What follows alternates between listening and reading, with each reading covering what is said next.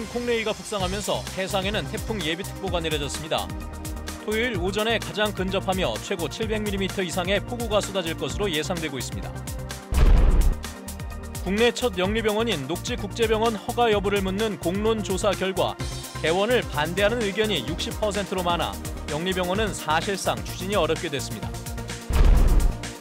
제2공항 입지 타당성 재조사를 검증하기 위해 주민공청회와 공론조사가 실시됩니다.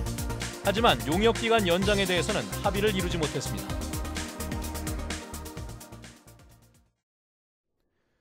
네, 여러분 안녕하십니까. 뉴스데스크 제주입니다. 제25호 태풍 콩레이가 빠르게 북상하고 있는 가운데 제주는 이미 간접 영향권에 들어 비가 내리고 있습니다. 모레인 토요일 아침에는 제주에 가장 가까이 접근할 것으로 예상돼 앞으로 발표되는 기상정보도 계속 확인해 주시기 바랍니다. 자, 그럼 서귀포시 법한 포구에 나가 있는 김찬영 기자를 연결해 보도록 하죠. 김 기자, 현재 상황은 어떻습니까? 네, 제주는 오후부터 태풍이 앞세운 거대한 비구름대에 들어가면서 비가 내리기 시작했습니다. 지금은 비가 잠깐 그쳤는데요. 늦은 밤부터는 다시 많은 비가 쏟아질 것으로 예상됩니다. 태풍이 가까워지면서 바람도 조금씩 강해지고 파도도 갈수록 거세지고 있는데요. 높은 파도가 일고 있는 제주 전해상에는 풍랑주의보가 내려져 소형 여객선 운항이 통제되고 있습니다.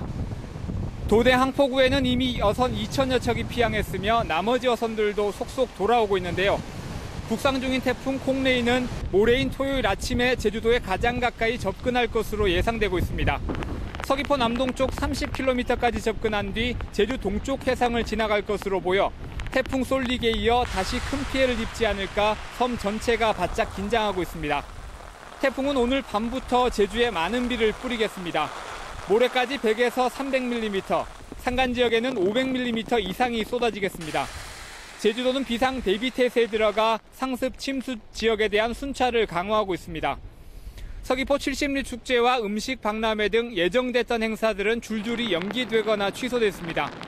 항공기 운항은 아직 정상적으로 이뤄지고 있지만 내일 아침 강풍 경보에 이어 저녁부터 태풍 경보까지 내려질 예정이어서 운항 차질이 예상됩니다. 지금까지 서귀포시 법한포구에서 MBC 뉴스 김찬현입니다. 제주도 교육청은 태풍에 직접 영향권에 들 것으로 예상되는 내일과 모레 도내 학교의 방과 후 과정을 휴강하고 초등 돌봄 과정은 부모가 동반해 귀가하도록 안내하기로 했습니다. 또 기상 상황에 따라 조기에 하교시키고 전남 여수에서 열리는 기능 경기대회에 참가한 학생들의 안전도 유의하도록 학교에 지시했습니다. 네, 저희 제주 MBC는 태풍 관련 영상을 실시간으로 제보받습니다. 더 많은 분들과 함께 태풍과 관련된 정보를 공유하기 위해서인데요. 여러분 보시는 화면 왼쪽 상단에도 제보 안내가 있습니다. 카카오톡 검색창에서 제주 MBC를 찾아 친구 추가를 하시고 영상을 보내주시면 소중한 정보를 시청자 여러분들과 함께 공유하도록 하겠습니다. 다음 소식입니다. 제주도 농업기술원은 태풍 콩레이가 북상함에 따라 농작물 피해 예방에 힘써줄 것을 당부했습니다. 농정당국은 하우스 작물은 버팀줄을 점검하고 감귤은 열매가 많이 달린 가지를 지주대에 묶어 바람 피해에 대비하도록 요청했습니다. 또 밭작물의 경우 물도랑을 깊게 파서 유실 피해를 막고 태풍 내습 전후에 병해충 방제를 당부했습니다. 국내 첫 영리병원인 녹지국제병원 허가에 대한 제주도민 공론조사 결과가 나왔습니다. 반대 의견이 60%로 찬성보다 훨씬 높게 나왔는데요. 공론조사위원회는 곧 이 결과를 도지사에게 보고를 하게 되는데 사실상 영리병원의 허가가 어렵게 된 상황이죠. 이미 막대한 예산을 투입하고 인력까지 채용한 중국 녹지그룹에서 소송에 나설 것이란 예상이 나오고 있습니다. 오승철 기자입니다.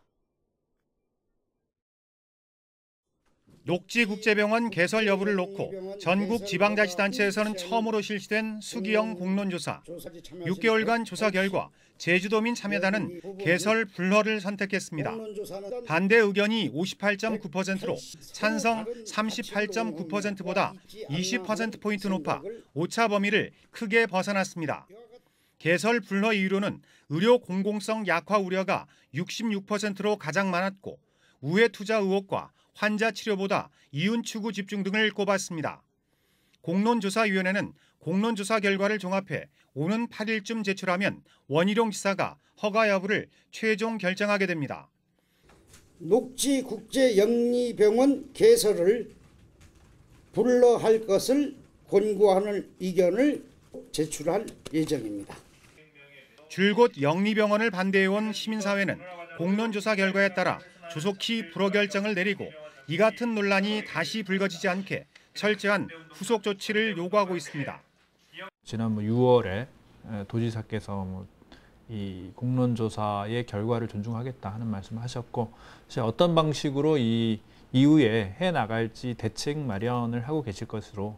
하지만 개설이 불허될 경우 병원 건물과 의료 장비의 활용 방안을 찾아야 하고 이미 채용된 134명도 당장 일자리를 잃을 처지입니다. 또한 정부의 개설 승인을 받고 병원 설립에만 1,000억 원 가까이 투자한 중국 녹지그룹이 제주도를 상대로 손해배상 소송을 제기하겠다고 예고한 상태여서 당분간 진통이 이어질 전망입니다. MBC 뉴스 오승철입니다. 전국 공공운수노조 의료연대 본부는 오늘 성명을 내고 녹지국제영리병원 수기영 공론조사위원회 개설 불허 권고를 환영한다고 밝혔습니다.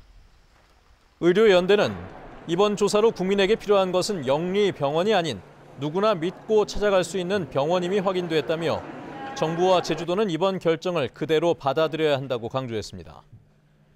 또 전국보건의료산업노조도 논평을 통해 병원 허가를 불허하고 의료 공공성 강화에 투자하라고 밝혔습니다. 이번엔 제2공항 관련 소식입니다. 제2공항 입지 타당성 재조사를 모니터링할 검토위원회가 주민 의견 수렴 차원에서 공청회와 공론조사를 실시하기로 합의했습니다. 하지만 쟁점이었던 타당성 재조사 용역기간 3개월 연장안에 대해서는 위원 간의 의견이 엇갈렸습니다. 박주영 기자의 보도입니다. 제주 제2공항 입지로 성산읍 일대가 타당한지에 대한 재검증 용역이 진행 중인 가운데 타당성 재조사를 검토하기 위한 위원회 회의가 처음으로 제주에서 열렸습니다. 그리고 검토위원회가 성공적으로 운영되고 또 정부 차원의 갈등 관리에 있어서의 하나의 모범 사례가 되기를 저희들이 희망합니다. 3시간 논의 끝에 검토위 명칭을 확정하고 주요 안건은 제적위원 3분의 2 출석, 출석위원 3분의 2의 동의로 결정하기로 했습니다. 국토교통부에 제출할 최종 공고안의 경우 위원회 만장일치로 합의된 내용만 담기로 했습니다. 특히 정부와 성산읍 반대 대책위가 그동안 의견이 엇갈렸던 주민공청회와 공론조사 등은 실시하기로 결정했습니다. 필요할 경우에 제주도 또는 제주도 의회가 도민 의견 수렴을 위해서 공론조사 방식도 취할 수 있는 걸로, 그리고 그렇게 해서 수렴된 도민들의 의견은 최종적인 권고함과 함께 국토부에서도 존중하는 걸로. 하지만 재조사 용역 기간을 3개월 더 연장하는 부분은 합의를 이루지 못했습니다. 검토위에서 논의할 대상이 아니라는 의견도 있어 국토부와 성산읍 반대 대책위의 간사가 최종 결정하기로 했습니다. 지금 국토부에서는 한 달 반을 추가로 하겠다. 우리는 3개월을 주라 이런 상황이거든요. 그래서 이제 그런 부분들이 조정이 되면 다시 또 용역은 재개하는 걸로. 다음 회의는 다음 달 18일 서울에서 개최하기로 했습니다. 제2공항 필요성의 근거가 된 이용객 수요 예측의 적정성 여부와 공론조사 결과 반영 비율 등 앞으로 첨예하게 논의될 예정인 만큼 검토위 회의 결과에 귀추가 주목됩니다. MBC 뉴스 박주연입니다. 오는 10일부터 제주에서 열리는 해군 국제 관함식에 대한 시민사회단체 반발이 커지고 있습니다. 전국 시민사회단체 100여 곳이 참여한 국제 관함식 반대와 평화의 섬 제주 지키기 공동행동은 오늘 서울에서 기자회견을 열고, 관함식은 군사력을 과시하는 시대착오적인 행사이자 세금 낭비일 뿐이라며 개최를 반대한다고 밝혔습니다. 또 주한 미국 대사관과 일본 대사관, 제주 일본 영사관 앞에서도 반대 1인 시위가 이어졌으며 관함식 당일에는 해군기지 주변에서 기자회견과 평화 문화제를 열 계획입니다. 원희룡 도지사는 오늘 세계 리더스 보전 포럼 개막식에서 지구온난화에 따른 생태계 변화와 자원 고갈 등 세계적인 환경 문제 해결과 지속가능한 미래를 위한 협력의 지혜를 나누겠다고 말했습니다. 환경부와 세계자원보전연맹이 공동 주최하는 이번 포럼에는 환경 관련 국제기구 대표와 단체 회원 등이 1,500여 명 참석해 자연 자원의 지속가능한 이용과 환경 협력, 미래 세대의 역할 등을 다루고 있습니다.